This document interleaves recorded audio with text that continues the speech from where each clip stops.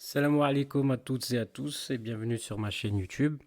Alors je voulais faire une petite vidéo concernant les nouvelles informations que nous avons reçues de la part de pas mal de sources, disant que 90% sûr c'était Vladimir Petkovic, le Suisse, le nouvel entraîneur de l'équipe nationale d'Algérie.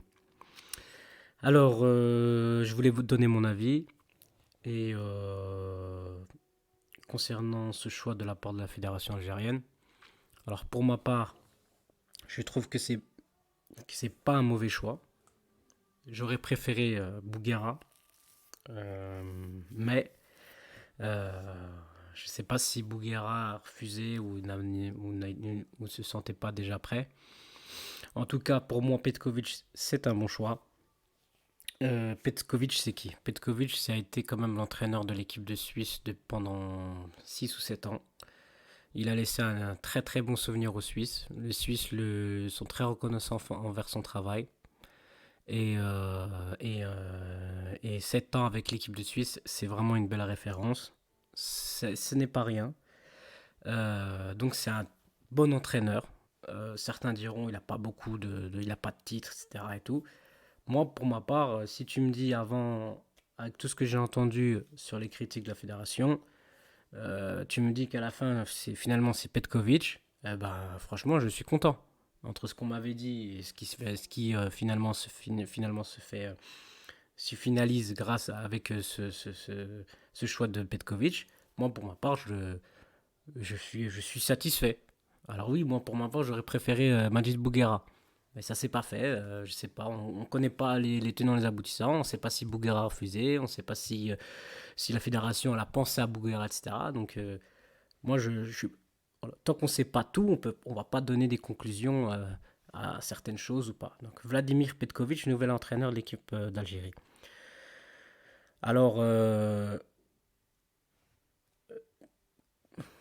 il faut regarder à peu près comment la Suisse jouait sous Petkovic. Alors moi, quand je regardais la Suisse, je prenais beaucoup de plaisir à la regarder. Il n'y avait pas de joueurs de très très haut niveau dans cette équipe, il n'y avait pas de stars.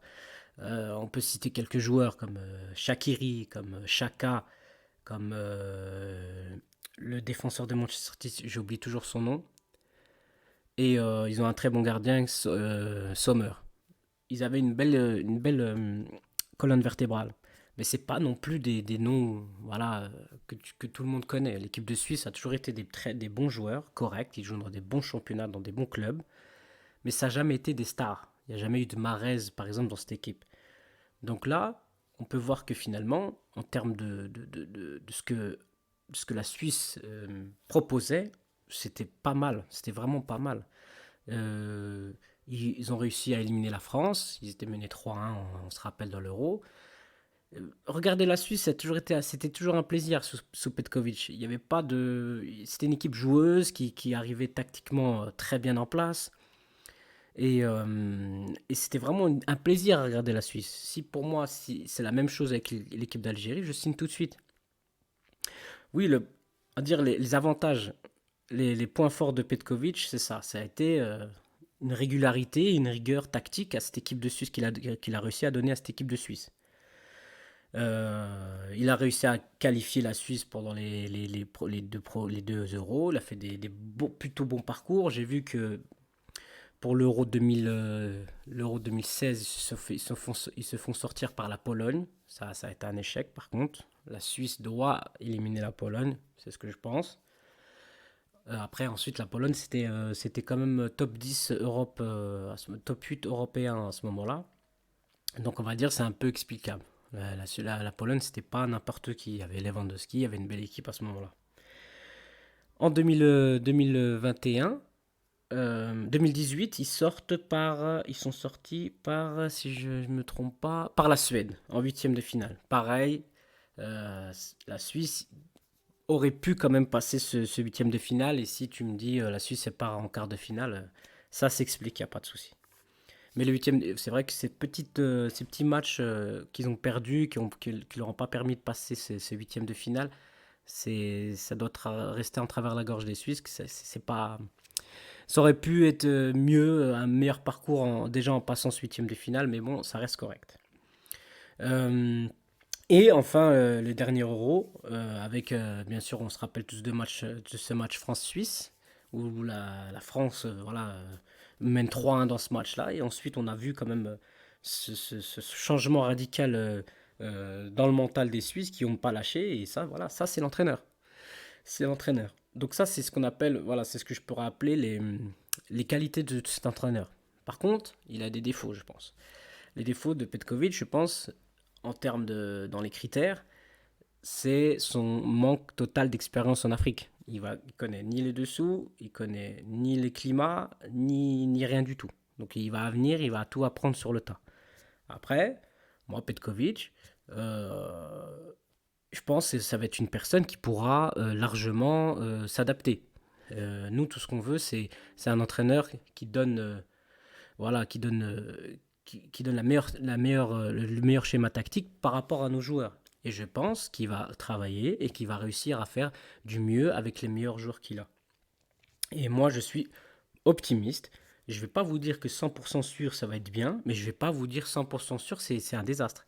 Moi, tu me dis Petkovic, il arrive, moi je signe. Je signe. On ne signe pas un entraîneur qui n'a absolument aucune référence. Il a quand même un minimum. C'est un entraîneur qui, ça se voit, que ça se voit, il a une rigueur tactique, il a un schéma de jeu, il a une idée de jeu, et franchement, c'est intéressant. Voilà, c'est tout ce que j'avais à dire pour Petkovic. Donc, bon choix, pas bon choix. Bon, pour moi, c'est un bon choix. Et donc, on verra vite lors de ce tournoi en mars prochain. Donc, ne pas mettre un intérimaire, ça, par contre, un intérimaire pour moi, c'est hors de question. Tu peux pas te permettre de prendre un intérimaire alors que tu as des qualifications pour la Coupe du Monde en juin prochain. Mon avis à moi, c'est qu'il faut absolument un entraîneur le plus vite possible pour qu'il puisse travailler et puisse voir les joueurs dans leur club tout de suite maintenant.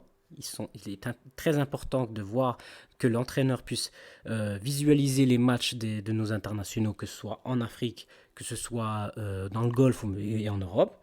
Donc c'est important qu'il puisse voir le maximum de joueurs pour qu'il puisse prendre les meilleurs joueurs au bon moment. Et ensuite, bien sûr, cette double confrontation contre la Guinée et contre l'Ouganda en juin qui va être vraiment primordiale, qui va être vraiment décisive. Si on gagne les deux matchs, voilà, on fait quand même un sacré coup à nos adversaires de ce groupe-là. Donc c'est important de travailler tout de suite dans de bonnes bases. Donc, je ne vais pas parler de Jamel Balmadi. Voilà, Jamel Balmadi, on a assez parlé de lui. Pour moi, c'était le meilleur entraîneur de l'histoire de l'Algérie. Il a fait son temps. On remercie pour tout ce qu'il a fait. Mais aussi, quand il fait des choses bien, il faut le dire. Mais quand il fait des choses moins bien, il faut le dire aussi. Donc, on va se lancer dans un nouveau cycle. Et pour ma part, c'est positif. Alors, je ne sais pas ce que vous en pensez, vous. Si vous avez des remarques à faire sur mon analyse, alors il n'y a pas de souci, vous pouvez le faire en commentaire. Donc, soutenons le nouvel entraîneur, soutenons notre équipe nationale. On est algérien. Donc, l'histoire de l'équipe nationale algérienne, elle a connu des hauts et des bas. Et là, on espère voilà, remonter en selle et surtout se qualifier pour la prochaine Coupe du Monde. C'est pas possible de rater encore une. On n'a pas envie de revivre ça. Salam alaikum les frères et à très bientôt.